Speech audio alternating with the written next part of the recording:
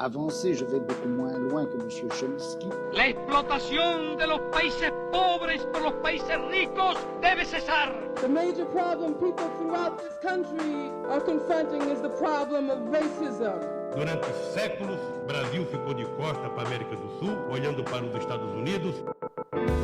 Olá, vocês ouvintes do Storycast, sejam todos muito bem-vindos ao primeiro episódio da segunda temporada, que a gente traz com muita felicidade para vocês aqui com uma convidada muito especial, que é a professora Marta Rovai, da Universidade Federal de Alfenas, que vai conversar com a gente hoje sobre o tema dos revisionismos e negacionismos na história recente do Brasil. Então, estamos aqui com uma grande convidada, que é a Marta Gouveia de Oliveira Rovai, natural de Osasco, em São Paulo. É graduada e mestre em História pela Pontifícia Universidade Católica de São Paulo e defendeu seu doutorado na Universidade de São Paulo, na USP, em 2012, tratando sobre relações de gênero e memória sobre perseguidos da ditadura militar. Ela atualmente é professora adjunta na Universidade Federal de Alfenas e, como publicações, ela organizou o livro Introdução à História Pública, e também estreou o curso de História Pública no Brasil, Experiências Regionais e Desafios, que foi organizado justamente por nós três, que estamos aqui, né? Eu, Lucas Becker-Delvin, Gabriel Giacomazzi, eu, Kelvin da Silva, e estamos aqui para ter uma conversa com essa convidada que nós temos muito carinho, muito respeito. Passa a falar para o Kelvin, que vai falar um pouco sobre o livro, que é o objeto sobre o qual vamos conversar. Valeu, Lucas. Seja muito bem-vinda, muito bem-vindo ao Storycast. Alegria ter vocês aí no nosso primeiro episódio da segunda temporada. E realmente, como o Lucas disse, assim, uma presença eminente. Fico muito feliz de receber a Prof. Marta, que organiza agora um livro lançado no finalzinho do ano passado, eu acho que foi em novembro, dezembro, depois a Prof. me corrige, que é o Revisionismos, a Universidade Esclarece. Ele foi organizado pela Prof. Marta. Eu vou dar uma lida rapidinho aqui nos capítulos, para vocês verem que delicioso é esse livro. Então nós temos, primeiro capítulo, Os portugueses nunca pisaram na África e não foram responsáveis pela escravidão, do Mário Danielo Neto. O nazismo foi um regime de esquerda, do Marcelo Orno Steffen. O Brasil é socialista, do Adriano Pereira Santos. A ditadura brasileira não existiu, da Prof. Marta. A internet é a garantia de democracia, do Walter Francisco Figueiredo. Direitos humanos são para humanos direitos, da Carmen Lúcia Rodrigues. A educação é ideológica, da Renata Nunes Vasconcelos. O programa Escola Sem Partido não toma partido, da Ana Cristina Gonçalves e do André Luiz Sena. Paulo Freire destruiu a educação, da Giovânia Lúcia dos Santos. As políticas de ações afirmativas do ensino superior são um problema, pelo Natalino Deves da Silva. A homossexualidade é doença ou algum tipo de doutrinação, do Alexandre Rodrigo Nishivaki da Silva. E, por fim, A Arte Estimula a Pornografia, do Ronaldo Awad Moreira. É um livrão em todos os sentidos, não é grande no sentido evidente de páginas, mas é um livro extremamente essencial, que eu gostaria de perguntar, já começando com a Prof. Bom dia, Prof. Eu queria justamente perguntar para ti como que foi a elaboração desse livro, como é que aconteceu, assim? Tu acordaste num belo dia pensando, nossa, a universidade precisa esclarecer, né, certas coisas que estão por aí. Conta pra gente como é que foi essa elaboração. E também, já começando, né, propriamente no livro, eu queria te perguntar o que é, afinal, revisionismo? Bom dia a todos e todas e todes, né? Eu estou aqui nervosa, ansiosa, né, para falar desse livro, muito honrada pelo convite que Lucas, Kelvin e Gabriel me fizeram, né? O orgulho é recíproco, né? Eu acho que estamos todos aqui no mesmo barco, né, que é o barco da resistência democrática, justamente contra os revisionismos, né? Eu agradeço muito pelo convite, e já falando do livro, então, eu não sei como é que foi isso, viu, Kelvin, se eu acordei, mas acho que eu acordei muitos dias com esse incômodo, que não é recente, né, já tem alguns anos, que a gente ouve várias destas afirmações que eu resolvi, para brincar um pouco, brincar seriamente, né, transformar em questões, né? Então, todas essas perguntas que o Kelvin leu aí, né, que fazem parte do sumário, são afirmações que a gente ouve sempre no senso comum e dentro da própria universidade, né? Há um processo no país muito sério de desqualificação do conhecimento da universidade, e essa ideia dos meios de comunicação, principalmente as mídias virtuais, né, a internet, trouxeram uma falsa impressão de que tudo que se diz em qualquer espaço, qualquer sujeito, tudo se equivale, né, e que a opinião teria o mesmo valor da ciência, né? Então, eu acabei sempre, né, me perguntando como é que a gente poderia fazer com essas afirmações, né, que nos incomodavam. Então, eu propus aos colegas da universidade que a gente conversasse com a comunidade, né, e fiz um desafio a eles, né? Então, são professores, depois vocês vão ver no livro, são professores da área de ciências sociais, da educação, da história, né? Também convidei professores da física, da biologia, que não estão no livro por motivos pessoais, e o professor de física, né, que é um astrônomo. Foi até engraçada a recusa dele para escrever no livro, porque quando eu perguntei para ele, né, o desafio era: a Terra é plana, ele disse, não, né, já respondi, não tenho mais nada a dizer, né? Então, ele disse, eu não vou explicar o óbvio. Então, a gente fez uma conversa. Esse livro não nasce livro, né? Ele nasce uma conversa. Foram 2 noites em que cada professor tinha 10 minutos para rapidamente falar, né, responder essa pergunta e dialogar com o público, né? E foi muito bom, houve uma quantidade muito grande de pessoas nesse debate, e daí veio a história do livro, né? Porque o debate foi tão bom, né? Então, pensando nessa ideia da história pública, do diálogo com o público, né? Então, ele nasce primeiro desse diálogo com o público e depois se torna livro. E a questão do revisionismo é isso, né? A gente pode entender a questão do revisionismo no sentido da revisão, né? Primeiro no sentido positivado. Toda ciência se revê, toda ciência se repensa, porque a ciência é sempre um processo de debate, né? De debate de informações novas que chegam, novas pesquisas. Então, não há mal nenhum em que a ciência reveja o que está produzindo, né? Modifique, complete informações, né? E até perceba que alguns conhecimentos eram até então equivocados, porque eram frutos do seu tempo, do limite de fontes, né? Agora, esse tipo de revisão a gente não combate, a gente aprecia. O que a gente está procurando combater é o revisionismo no seu sentido negativado, né? Que é esta ideia de relativizar acontecimentos, né, omitindo fatos, omitindo fontes, omitindo sujeitos, né, tentando minimizar traumas, minimizar genocídios, né, culpabilizar sujeitos que foram oprimidos. Então, é esse revisionismo que, no seu extremo, chega no negacionismo, né? Então, o revisionismo extremado leva a negação de que fatos aconteceram. Por exemplo, a questão da ditadura no Brasil, a escravização, né, o genocídio indígena, a negação da condição de humano a todos os humanos. Então, o livro e o debate que o antecedeu veio nesse sentido, né? Combater o negacionismo e o revisionismo. Maravilha, prof. Muito obrigado. Eu quero te perguntar justamente onde que a gente encontra, então, o livro, né? Eu vi que ele é publicado pela editora Mentes Abertas. Onde é que a gente busca ele na internet? Então, busca no site mesmo da editora Mentes Abertas, né? Se vocês entrarem lá no Google e colocar editora Mentes Abertas e o nome do livro, você encontra, e na Amazon também tá sendo vendido.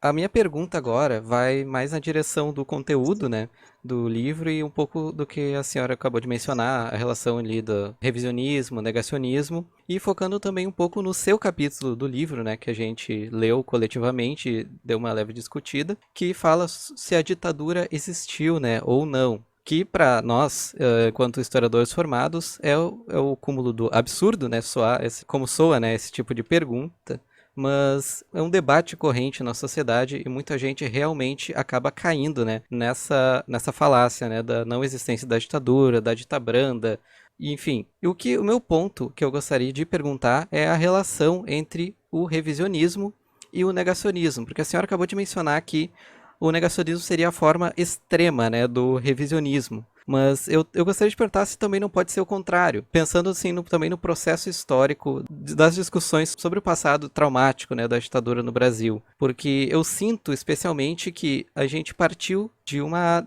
negação da ditadura enquanto um fato histórico, por parte das direitas, né, mais envergonhadas. Talvez fosse mais fácil dizer que não houve, para uma aberta aceitação, né, desse fato histórico como benéfico, entre aspas, né, especialmente a partir de 2014, né, a partir da reeleição da Dilma, enfim, 2013 também, uma emergência de uma visão muito positivada da ditadura e gente dizendo que não, é isso mesmo, os tratava certo em torturar, em matar, porque eram comunistas e tal, que é uma versão muito diferente daquele apoio velado, envergonhado, que talvez se constatasse em anos anteriores.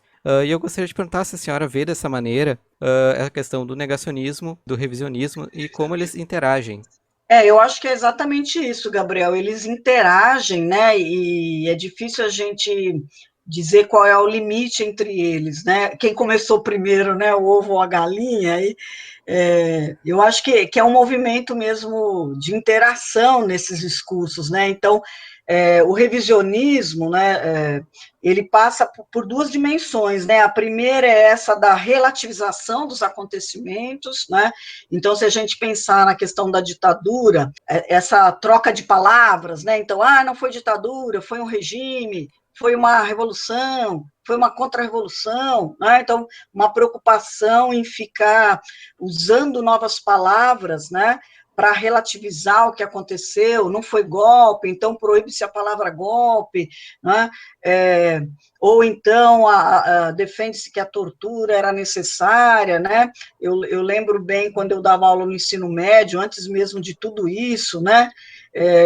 Quando eu tinha alunos que defendiam a tortura, e aí o discurso era de que pela tortura você consegue a informação, e pelo contrário, né, pela tortura você corre o risco de conseguir a mentira, né, porque sob tortura alguém, para se livrar da dor, do sofrimento, inventa informações, culpabiliza outras pessoas, né, então é um conceito que os revisionistas gostam de usar, né, para defender essas estratégias usadas pela ditadura. Então, são revisionismos, a esquerda já tinha pegado em arma, já se preparava antes mesmo de 64, né, que muitas vezes elas são meias verdades, né, então é lógico que havia todo um processo de organização da esquerda, né, mas isso não explica o golpe, né, então, e esses tipos de relativismos vão gerando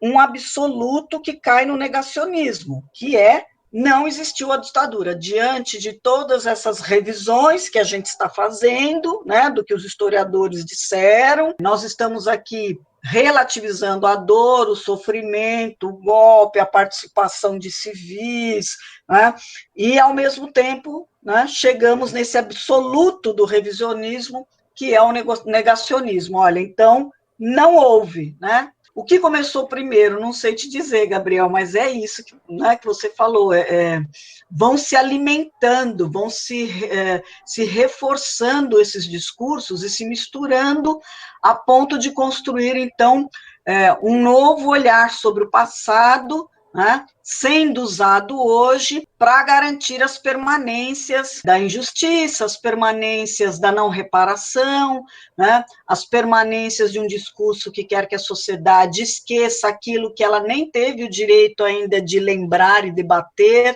né? Eu acho muito interessante quando os revisionistas dizem que a anistia perdoou os algozes, mas nós não temos o direito de discutir quem são os algozes, nós não nomeamos os algozes, então como é que nós podemos perdoar aqueles que a gente nem sabe, né, quem eram aquelas pessoas? Então, é muito perigoso, né? O revisionismo e o negacionismo nos tiram um direito básico, que é o direito à memória e o direito ao esquecimento. Mas eu só posso ter o direito ao esquecimento, a escolha do esquecimento, se eu tiver antes o direito de saber o que aconteceu, né? E os negacionistas e revisionistas nos negam esse direito. Eu acho que agora o Lucas ele também tem uma pergunta para realizar. Sim, na verdade a minha pergunta já foi em parte respondida, mas podemos então seguir debatendo, porque eu gostaria de conversar mais sobre a relação do revisionismo com a anistia, porque eu acho que aí tem uma questão muito importante, porque a anistia ela foi percebida, ela foi entendida como um processo de reconciliação da sociedade, nesse sentido de que a anistia perdoou, né, como você bem comentou, né, ao mesmo tempo os algozes como as vítimas. Então, seria, digamos assim, uma página virada, não se fala mais, seria um silêncio sobre a ditadura. Acho que muitos setores da sociedade brasileira, antes de um revisionismo sobre a ditadura, primeiro teve um silêncio sobre ela, que não poderia se falar, não se tocava no assunto, e acho que isso, quando não se fala sobre algo, né, acho que se permite também que não se fale em certas verdades, não se visibilize em certas questões. Acho que isso serviu de alguma forma, ou de alguma maneira contribuiu para que chegássemos onde estamos hoje, né, que é um estado que estamos sempre vendo discursos revisionistas que tanto revisam a ditadura, ou como também olham para ela de uma maneira positiva. Eu penso que a anistia, a maneira como ela aconteceu e a forma como a sociedade brasileira recebeu a anistia acabou contribuindo para isso. Não sei o que você pensa sobre isso, Marta. Queria ouvir sua opinião. Então, a anistia ela é algo bem perigosa, né? No sentido que, como foi usado no Brasil e em outros países, né? Lembrar, por exemplo, o Pinochet no Chile, né? Quando ele se auto-anistiou, a anistia na Espanha, né, com o Franco. Eu gosto muito do Paul Ricoeur, né, quando ele discute a questão da anistia, e o Paul Ricoeur diz que a anistia é a mágica do esquecimento, né? E aí ele diferencia a ideia da anistia e a ideia do perdão. A anistia é um ato realizado pelo Estado, como foi no Brasil em 1979, né, quando os próprios militares decidiram se auto-anistiar, né? Não era isso que o movimento da anistia em 79 exigia, né? Quando a população pedia a anistia, era o direito ao retorno dos exilados, a soltura dos presos e a punição aos agentes da repressão. Né? São coisas muito importantes que a gente tem que guardar aqui, que a população brasileira precisa entender. Né? O Paul Ricoeur diz: o perdão não pode ser dado pelo Estado, o perdão só pode ser dado por quem sofreu o dolo, a violência. Né? Eu não posso perdoar pelos judeus que sofreram o massacre nazista, eu não posso perdoar pelos indígenas, pelos negros que foram escravizados, não é? Pelos torturados, pelas pessoas das periferias, eu não posso perdoar por elas. Né? Quando a gente tem a anistia decretada pelo Estado, o Estado decreta um perdão que não foi dado por ninguém. Né? Se a gente usasse aqui na gíria atual, o Estado passa um pano, né, para o crime. E ele cria o que o Paul Ricoeur chamou de o dever do esquecimento. Então, por uma mágica decretada pelo Estado, as pessoas devem esquecer.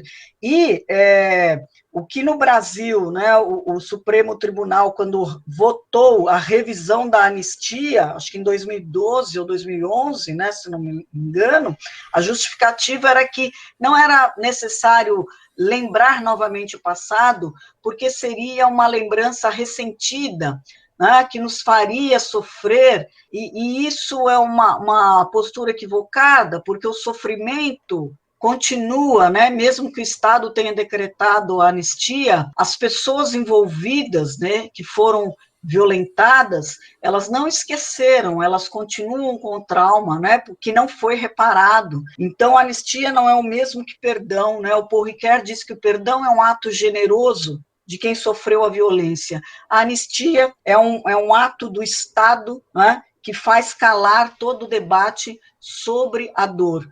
E para que a gente supere a dor, é preciso que a gente tenha espaço para falar sobre ela.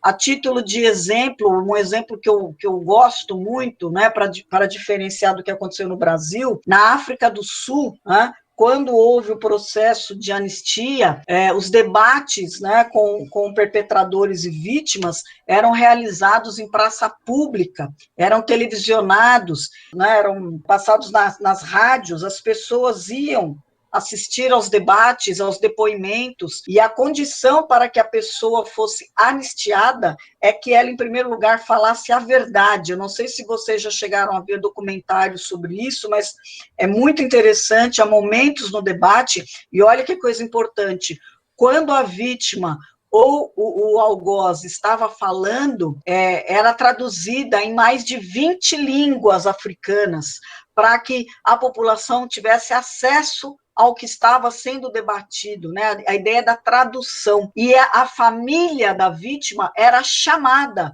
para perdoar ou não o algoz, né? E aí, a reparação do Estado, o Estado não perdoava, quem perdoava era a vítima, e o Estado oferecia a reparação, que não era só a indenização em dinheiro, mas a reparação psicológica, né, o acompanhamento da saúde mental e o debate aberto, que a gente chama hoje de história pública, né?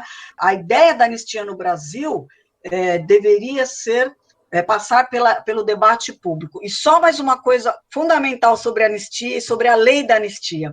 Uma vez eu fiz parte de uma mesa com 2 pessoas que haviam sido torturadas. E eu perguntei a elas, acho que isso foi em 2011, quando estava, né, naquele debate da revisão da lei, eu perguntei a elas se elas queriam revisar a lei. E aí elas disseram assim, não, é um equívoco que as pessoas achem que a gente quer revisar a lei da anistia. A gente quer que a lei da anistia se cumpra, né? E eles disseram para mim, leia a lei. Né? E eu fui ler a lei com mais cuidado, a gente sempre a cita, né, e não volta nela. Eu voltei. A lei da anistia de 1979 diz que receberão anistia todos os envolvidos em crimes políticos e não receberão anistia todos aqueles envolvidos em crimes de sangue. Né? Então, se nós considerarmos que aqueles que lutaram contra um regime violento se moveram por motivações políticas, essas pessoas receberiam, então, a anistia e a reparação. E os torturadores seriam aqueles que cometeram crimes de sangue, e eles não deveriam ser anistiados. Isso foi lembrado em 2010, né, pelo Comitê Americano, né, da Anistia Internacional, lembrando o Brasil, e não sei se punindo, acho que não veio a punição, né, mas assim, lembrando ao Brasil que o Brasil deveria colocar em prática a questão da reparação e que crimes de tortura não são crimes para serem anistiados, mas punidos, porque o Brasil é signatário, né, de um documento que considera a tortura como crime contra a humanidade. Então, olha quanta coisa a gente tem que discutir no Brasil ainda sobre esse passado que não passou, e que o negacionismo e o revisionismo querem impedir, né? Querem impedir um debate necessário, fingindo que a dor não aconteceu, fingindo que as pessoas não continuam a sofrer, fingindo que não existem pessoas no Brasil interessadas nesse debate. Né? E daí a grande importância da história pública, mediando a necessária e urgente discussão sobre a lei da anistia, sobre a ideia do perdão, veja, né, revendo esses conceitos no sentido positivado, revendo a necessidade de a gente colocar esses conceitos em debate público. para que a gente entenda que uma lei não é capaz de garantir o perdão, uma lei não é capaz de garantir o respeito e a reparação. É só o debate público que pode fazer isso. Você sabia que o Storycast agora está na plataforma Apoia-se? O Apoia-se é uma plataforma que te permite ajudar financeiramente os projetos que você mais gosta. A partir de R$2, você já ajuda muito o Storycast a continuar crescendo e se expandindo, além de desbloquear recompensas exclusivas do nosso podcast. Quer saber mais? Acesse o nosso link na bio ou apoia.se/Storycast. Professora, diante dessas questões tão delicadas que concernem a memória, ao esquecimento, eu não consigo deixar de pensar no que aconteceu de modo relativamente recente. No golpe de 2016, o então deputado Bolsonaro, na votação todos sabem que ele invocou a figura do Usta. Na ciência política, um conceito bastante utilizado para quem trata de teorias da democracia é a questão dos freios democráticos, que é basicamente um mecanismo, por assim dizer, na realidade um conceito que compreende vários mecanismos, que teriam como propósito barrar determinadas ações que pudessem, vamos dizer assim, ferir o tecido democrático. E dentre essas ações, e aí usando novamente esse termo bastante moderno, eu acho que houve uma passação de pano gigantesca, não só para esse ato do Bolsonaro, mas também muitos outros. Só agora o STF está começando a julgar casos relacionados a manifestantes, que vêm pedindo o AI-5 e tudo mais. Mas o que eu quero perguntar é que dentre as inúmeras heranças terríveis, infernais que a ditadura deixou, como que a gente consegue explicar o fato de que essa herança que, de certa maneira, busca uma revanche, como que ela conseguiu se manifestar hoje, nos nossos dias, e sobretudo na época do golpe? Porque até então, pelo menos antes de 2016, havia uma certa vergonha, assim, era um tanto quanto escondido, assumir que o regime militar era o correto, que tá certo defender torturador, que tá certo relativizar, inclusive negar que houve tortura. Antes disso, parece que havia um certo constrangimento, mas a partir do golpe de 16, talvez um pouquinho antes, isso começou a se despir, e esses tais freios democráticos simplesmente inexistiram. Como explicar isso que aconteceu? Como é que se passou da vergonha para o orgulho em falar tanta, assim, sendo bastante objetivo, tanta incivilidade? É uma resposta bem difícil, Kelvin? Mas, assim, eu vou apresentar aqui a forma como eu compreendo a partir de algumas leituras que eu tenho feito, eu vou começar aqui com um texto que eu gosto muito, que é do Erich Fromm, O Medo à Liberdade.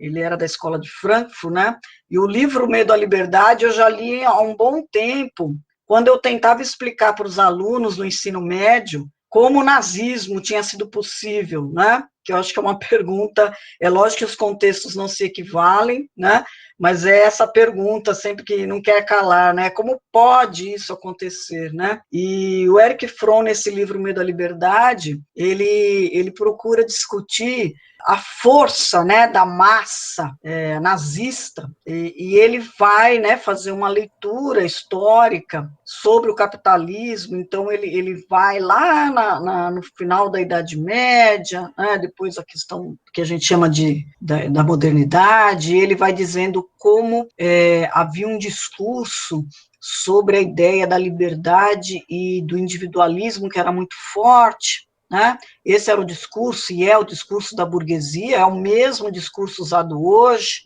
Eu não uso a máscara porque eu sou livre, Eu mando na minha vida, eu escolho. E aí o Erich Fromm diz o seguinte: essa liberdade, esse individualismo que deveria, no discurso depois iluminista, levar à felicidade humana, esta utopia iluminista do homem racional, que levaria a uma suposta felicidade, não aconteceu. E aí o Erich Fromm fala dos efeitos contrários desse discurso, que foi a ideia do isolamento e da solidão dos indivíduos, do fracasso dos indivíduos, uma vez que o capitalismo não gerou riqueza a todos, não gerou a felicidade para todos, né? Pelo contrário, a crise do século XIX, as disputas, a exploração da África, da Ásia, da América Latina, a questão da Primeira Guerra Mundial. Então, o Erich Fromm vai falando de como esse processo da longa história leva à formação de indivíduos cada vez mais frustrados, solitários, cansados do ponto de vista econômico, moral, né? E como esses indivíduos acabam buscando em outros indivíduos a culpabilização da sua existência fracassada, com muitas aspas, né? E como o discurso do ódio, que começa antes do nazismo, né? Que já começa bem antes, acaba elegendo sujeitos diferenciados, grupos diferenciados, que passam a carregar a culpa pela tragédia da humanidade ali naquele momento. Então, o Erich Fromm vai dizer que a liberdade passa a ser um problema tão grande. É lógico que aqui eu estou falando de uma forma muito simples, né? Mas a ideia de que a liberdade gerou a solidão e acabou fazendo com que as pessoas se unissem em torno de bandeiras que aliviassem o seu fracasso e a sua dor no combate a outros sujeitos, né, que serão eleitos como outros, como menos humanos, né? Daí essa questão dos direitos humanos, alguns humanos mais mais humanos do que outros, né? Eu penso que não estamos caminhando para o nazismo, nem quero ter este pesadelo, né? Mas é lógico que nós vivemos algumas situações que nos remetem aos fascismos, o que alguns historiadores, cientistas sociais chamam de novo fascismo, né? Eu penso que um país como o nosso, que viveu tantos anos de escravização, de autoritarismo, né? Poucos momentos democráticos, uma cultura hierárquica, uma cultura misógina, uma cultura de estigmas, eu penso que com a democratização, né, nos anos 90, e mais ainda nos anos 2000, nós tivemos o questionamento dessa cultura e dessa história por parte de grupos que durante muitos anos foram silenciados e que se cansaram, né? Se cansaram de ser silenciados. Na verdade, nunca foram silenciados, né? Mas a condição de opressão, né, os fez calar em alguns momentos. E com a redemocratização, usando aqui a expressão do Pollack, né, as memórias subterrâneas, as lutas subterrâneas, elas emergiram, né? Então, o movimento negro, o movimento LGBT, o movimento das mulheres, né, no plural, né, os movimentos, né, indígenas, eles ganharam força, ocuparam espaço, cobraram dívidas históricas, né? Cobraram a ideia de serem humanos. Então, não adianta a gente dizer que humanos são todos, se na prática alguns são mais humanos que outros, né? As pessoas não compreendem quando uma das bandeiras do movimento negro é a ideia de que as vidas negras importam. Precisa lembrar, infelizmente nós vemos uma situação em que é preciso lembrar que vidas negras importam, vidas de mulheres importam, as vidas das periferias importam, porque nós tornamos a ideia de direito humano muito abstrata, onde cabe tudo, e a homogeneização acaba sendo perigosa quando ela esquece de pontuar a diferença. E daí, tentando responder, Kelvin, né, eu penso, como é que foi possível em 2016 isso tudo? Eu penso que foi possível porque foi uma reação aos avanços destes grupos, com a redemocratização, criando espaços, criando políticas públicas, né? Criando novos vocabulários, metendo o dedo na ferida, falando de racismo, falando de misoginia, falando de ditadura, de tortura. Então, levando isso para as escolas, né? Levando isso para as escolas, levando isso para vários espaços públicos. E 2016, para mim, é uma reação destas pessoas que, se durante um tempo se envergonharam, né, porque estavam sendo apontadas, elas se reorganizam, elas nunca deixaram de existir, né? Elas só estavam ali observando o inesperado, né, dessas vozes dissonantes, desses corpos dissonantes, e o golpe de 2016, para mim, é um marco da retomada, né, reacionária desses grupos conservadores, que não se conformam que esses novos sujeitos e sujeitas estejam no espaço público e político reivindicando seus direitos.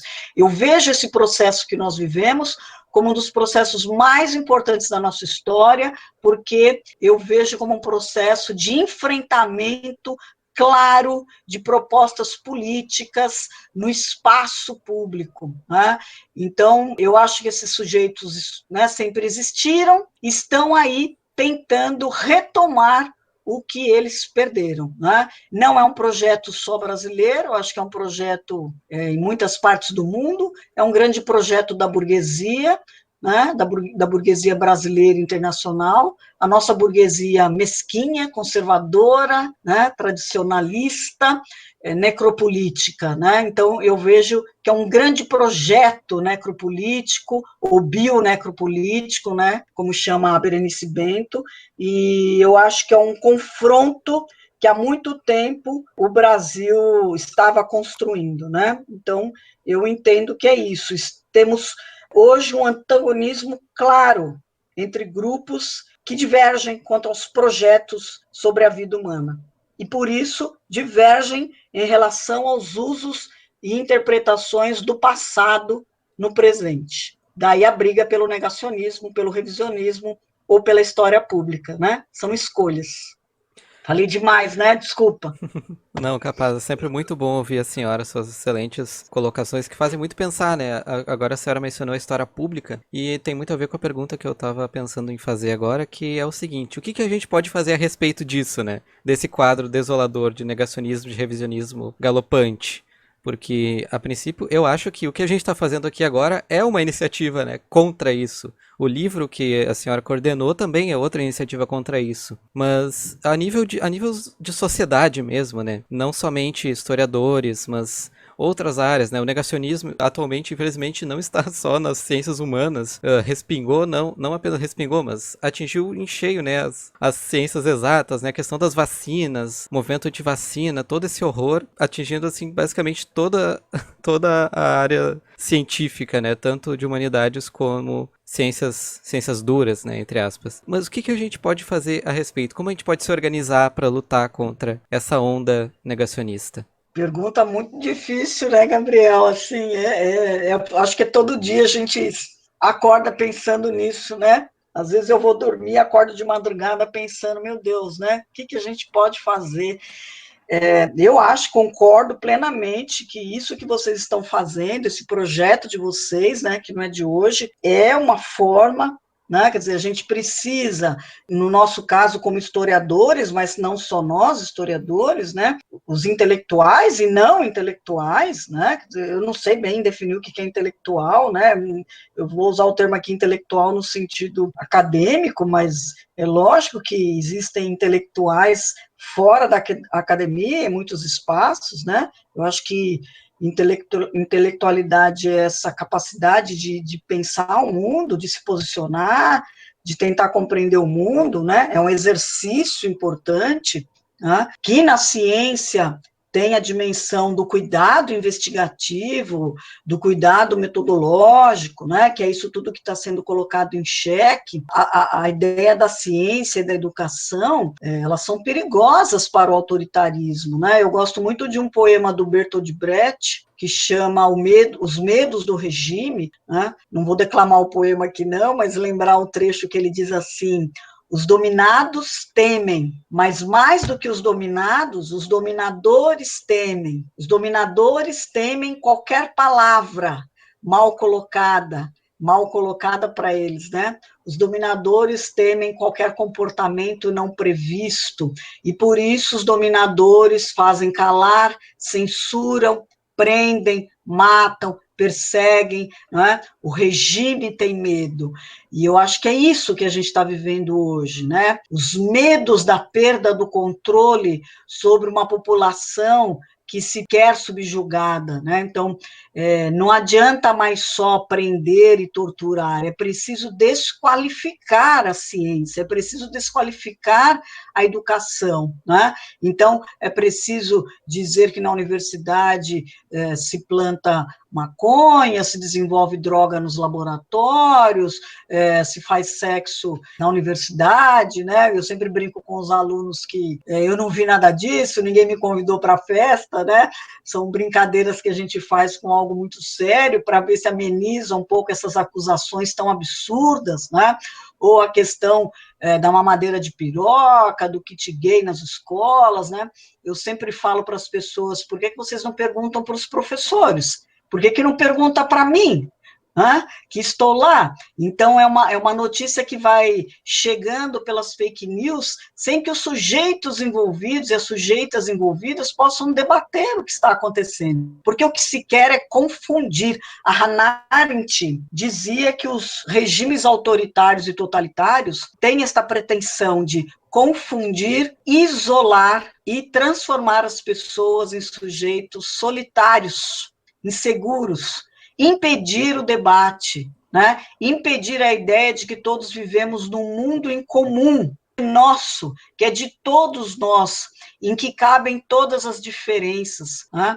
Então, acho que o que nós podemos fazer é ocupar esses espaços para garantir que essas diferenças estejam presentes no debate, né? Então, ocupar os espaços das mídias, né, da internet, ocupar os espaços do debate na universidade, nas escolas, no jornalismo, né, ocupar os espaços com as comunidades que nos rodeiam, ter sensibilidade para ouvir as demandas, então estar nos espaços das comunidades fora da academia, desencastelarmos a academia, sermos mais humildes, abrirmos espaços de escuta, trazermos as comunidades para dentro da academia, né, para que a academia se transforme, repense o conhecimento que produz, né, que a ciência possa se humanizar mais, se democratizar mais, não é abrir mão da ciência, mas é repensar a ciência como um espaço dos que a gente chama hoje de subalternizados, e que não é o mesmo que dizer silenciados ou oprimidos ou os de baixo. Os subalternizados têm voz, os subalternizados também pensam, selecionam, refletem e também querem ser ouvidos, né? Então, o que a gente pode fazer? Ser mediadores desses espaços, né? Ser mediadores da abertura de processos cada vez mais democráticos, e espaços democráticos implicam em conflito, em divergência, né? Em aprendizado uns com os outros. Na teoria é fácil, né? Na prática é difícil, mas é a nossa única saída, né? Então, eu parabenizo vocês por esse projeto que vocês têm, parece sempre uma gota no oceano, né? Mas é extremamente necessário, é assim historicamente, né? Nós nunca chegaremos num ponto em que vamos dizer tudo está resolvido, tudo está esclarecido. Não, porque nós estamos em constante disputas, né? E o que nós não podemos fazer, apesar do desânimo, do cansaço, é abrir mão da disputa, né? Nós temos que estar em todos os espaços possíveis usando as nossas estratégias, né, que são, para mim, sempre duas: o conhecimento, né, e o afeto. O afeto, a empatia, né, é isso que nos resta. O que fazer? Ocupar espaços. Ocupar espaços, não abrindo mão de fazer o que a gente sabe fazer. A gente sabe fazer. E tem que ter muito orgulho disso, né? Que a gente sabe fazer e que a gente não aceita nenhum tipo de desqualificação, né? A gente sabe abrir espaços, a gente precisa saber ouvir os outros sujeitos e sujeitas que estão nas periferias, e a gente precisa repensar a ciência. E eu acho que é isso que a gente está fazendo, num movimento lento, né? Tortuoso, mas acho que é isso que a gente está fazendo. Que maravilha. Então, professora, eu fico extremamente feliz de ouvir a senhora. Cada resposta é um show. e eu acho que a gente ainda tem, né, apesar do tempo já estar se esgotando, ainda tem uma margem para tratar de algumas questões. Eu acho que o livro responde, né, muito bem, como a gente estava conversando, essas demandas nossas mesmas, né, de isso mesmo que o próprio livro propõe, né, de esclarecer, de responder, de tentar se inserir de alguma maneira nesse debate público, né, que apesar de ser muito, às vezes, unilateral, né, isso que a senhora falou, da confusão das fake news e tal, onde só se apresenta um lado, né, da história, enfim, apesar disso, eu acho que qualquer iniciativa, de fato, é muito importante, né. E, justamente, pensando por esse lado, nós, como intelectuais, no sentido que a senhora falou, né, assim, de profissional, né, evidentemente que há intelectuais fora da academia, mas nós, como intelectuais, temos um apreço, né, muito grande pela questão dos dados, do fato, da fundamentação, coisas que, às vezes, é muito difícil para nós, né, explicar para quem não possui essa, vamos dizer assim, para quem não está acostumado com essa epistemologia, né, com essa forma de ver o mundo através dos dados, do fato, da crítica e etc. Eu acho que, eu sei que a pergunta é um pouco espinhuda, mas como que a gente consegue conversar, chegar, dialogar com quem não se importa com dados, com quem não se importa com fatos, ou com quem mesmo distorce o fato à sua maneira, né, ao seu gosto, independentemente do fato estar à sua frente, né? E eu pergunto isso porque não são poucas, infelizmente, as pessoas, e isso eu acho que traz um desafio monumental para nós, né? Então, assim, a ideia seria justamente essa, o que fazer, né, como dialogar, como discutir, e será que a resposta está naquele básico, assim, clichê, mas que eu acho que sempre é vital de se trazer à tona novamente, que é a educação? Kelvin, pergunta muito difícil de responder mesmo, né? Porque todos e todas nós estamos rodeados, né, de pessoas, às vezes muito próximas, queridas, né, familiares, que têm esta postura revisionista, negacionista, que se recusam a discutir, né? Eu mesma tenho pessoas na minha família, é muito difícil, porque é muito delicado mesmo, né? O conhecimento não se impõe, não adianta, né, a gente chegar repleto de dados, é muito difícil. Eu, por exemplo, tenho alguns familiares que quando, né, se eu der um livro desse, por exemplo, do revisionismo, eles vão me dizer assim, você sabe que eu não vou ler, né? Então, assim, porque é um processo, né? Acho que não tem como fugir dessa questão da educação, né? Não só da educação formal, escolar, né? Mas da educação em muitos espaços, né? A educação em projetos comunitários, a educação, né, dos museus, dos memoriais, a educação dos parques, né, a educação. Eu fiquei muito impressionada, por exemplo, quando eu fui para a Argentina e visitei o Parque da Memória, não sei se é exatamente esse nome, mas eu acho que é isso, e nesse parque, que é como o equivalente ao Ibirapuera, em São Paulo, né, outros parques brasileiros, e nesse Parque da Memória estão espalhadas uma série de referências às 30 mil mortes na Argentina, à ditadura, né? Existem muros com o nome das 30 mil pessoas chamadas de desaparecidas, né? E que não são desaparecidas, são assassinadas, né? O nome desaparecido é um novo nome que se dá para apagar a morte, para matar a própria morte, né? Eu ouvi isso uma vez de um argentino, e acho que é isso mesmo, né? Mas eu fiquei impressionada como naquele parque tinha referência ao rio onde os corpos eram jogados, vários monumentos, né, aos mortos. Então, eu fiquei impressionada e cito esse exemplo aqui, porque, assim, olha que espaço, né? É um espaço do passeio, do piquenique, do entretenimento da família, e eu fiquei observando aquelas pessoas no parque, então as pessoas jogando bola, fazendo piquenique, e ao mesmo tempo lendo as referências, né, lendo as informações que estavam lá. Então, assim, não é uma imposição, né? O processo de educação, que é né, o processo do Paulo Freire, né, da biofilia, que a professora Giovânia fala, né, o processo de educação é processo, né,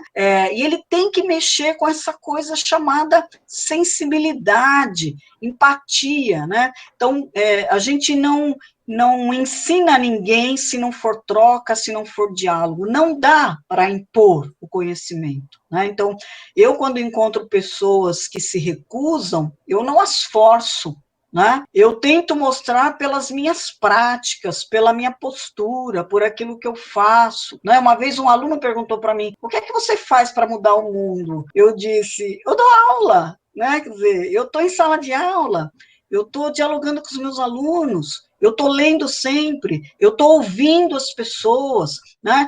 Tudo isso é processo. Então, assim, a gente fica ansioso porque a gente gostaria de jogar na cara das pessoas, né? Aquele jargão, vai estudar história, né?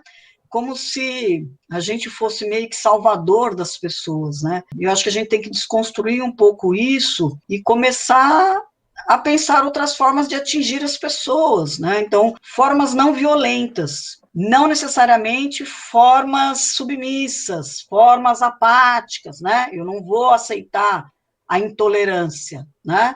Mas eu preciso pensar outras formas de lidar com a intolerância. Então, eu acho que a educação, nas suas múltiplas formas, na sua forma mais ampla, mesmo de ensinar aprendendo em todos os espaços, não deixar de levar as informações, não deixar de debater as informações, mas quando há recusa, não adianta, né? A meu ver, não adianta a imposição de um saber, porque o saber não se constitui pela imposição, ele se constitui pelo diálogo sempre.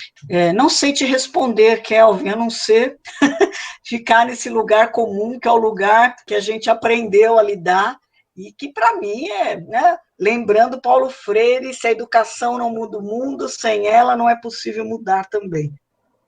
Sua resposta foi absolutamente maravilhosa, sabe? E eu fico pensando, porque talvez a gente esteja no caminho certo mesmo, fazendo o que a gente faz, sabe? A gente já tá fazendo muita coisa mesmo, enquanto profissionais da área da história, sabe? Às vezes a gente fica encucado pensando o que a gente tem que fazer, né? Como se a gente tivesse alguma fórmula mágica, alguma coisa além, né, da nossa capacidade humana de produzir conteúdo de qualidade, que seja, né? Ou, enfim, história pública, na sua acepção mais geral, né? Que não é simplesmente um podcast ou algum conteúdo para internet, um livro, alguma coisa, mas sim esse levar, né, a história de maneira que ela faça sentido para as pessoas, né? Inclusive em relação ao seu próprio passado, né? Seja ele o passado da ditadura ou enfim. Mas a gente já está fazendo bastante coisa, né? Eu acho que isso é uma coisa também muito bonita da própria história pública.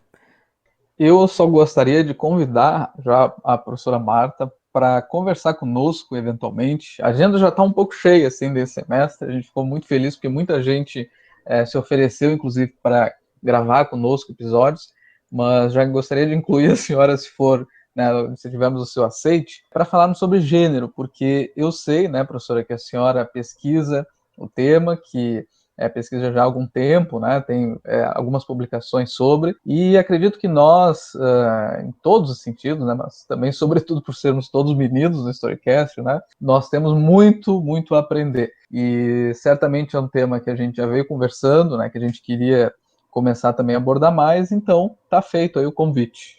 E está aceito com o maior prazer, né? Primeiro porque a companhia de vocês é incrível, né?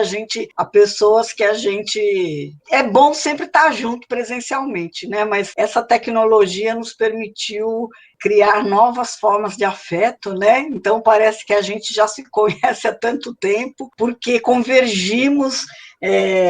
no sentimento em relação ao mundo, né? Então, essa preocupação, eu parabenizo vocês demais, gente, porque é isso, né, que o Gabriel estava falando, são passos que parecem pequenos, mas eles são gigantescos, né? Eduardo Galeano falava isso, né, que nesses pequenos gestos que a gente move o mundo, né? Não move o mundo todo, né? Aquela ideia salvacionista de que vamos arrebentar todas as estruturas, mas move um mundo ordinário e que de perto é sempre extraordinário, né? Então, assim, eu acho que o trabalho que vocês fazem é muito importante, é a ocupação mesmo desses espaços, né? Gerando incômodos, né? Eu tinha um aluno no ensino médio que sempre que ia embora da minha aula falava assim, eu não gosto de você, eu não gosto, eu tenho raiva de você. E depois, no final do ano, ele veio falar para mim, eu quero te dizer que as suas aulas me incomodavam muito, eu não tinha raiva de você, eu tinha admiração, mas eu ficava muito incomodado, né? E agradeceu, né? Inclusive ele chorou.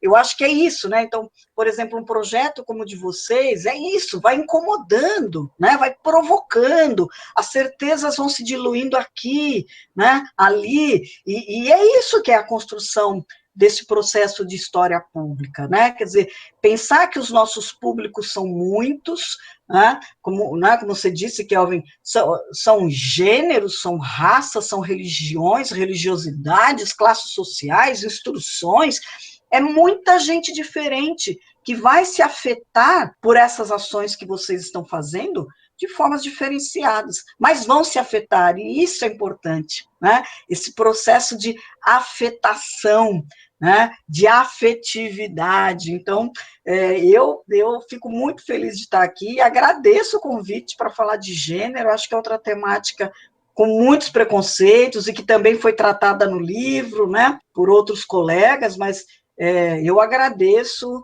e essa abertura que vocês têm e desejo um sucesso enorme, que bom que a agenda está cheia, sinal de que tem muita gente querendo falar e muita gente querendo ouvir, né? Isso é extremamente importante. Eu agradeço. Bom, professora, eu gostaria imensamente de agradecer teu aceite de estar aqui com a gente nessa manhã e para compartilhar um pouco da tua experiência com a elaboração do livro, né? Lembrando aí ao pessoal o livro sobre revisionismos, a gente vai deixar no nosso Instagram ali informações sobre como adquirir, tá muito interessante, muito legal.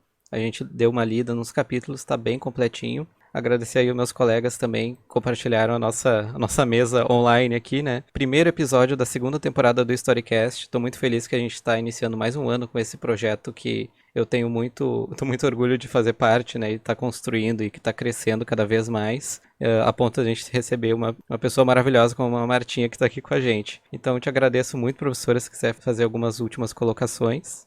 Bom, eu quero agradecer mais uma vez, né, Gabriel, Kelvin, Lucas. A gente começou uma jornada que eu acho que vai longe, né, de trocas e da construção de muita coisa boa pelo caminho, né? Se o ódio é contagioso, o amor, o compromisso com a vida, eu acho que é ainda mais, né? Então, eu agradeço e desejo a vocês muito sucesso nessa caminhada, viu? Obrigada pela oportunidade, pela escuta atenta e um belo dia, né, para vocês, um belo dia para todo mundo que vai nos ouvir. Este foi o primeiro episódio da segunda temporada do Storycast. Se você gostou, siga-nos em nossas redes sociais para não perder os episódios futuros. E se possível, contribua com a gente no Apoia-se e acesse conteúdos exclusivos.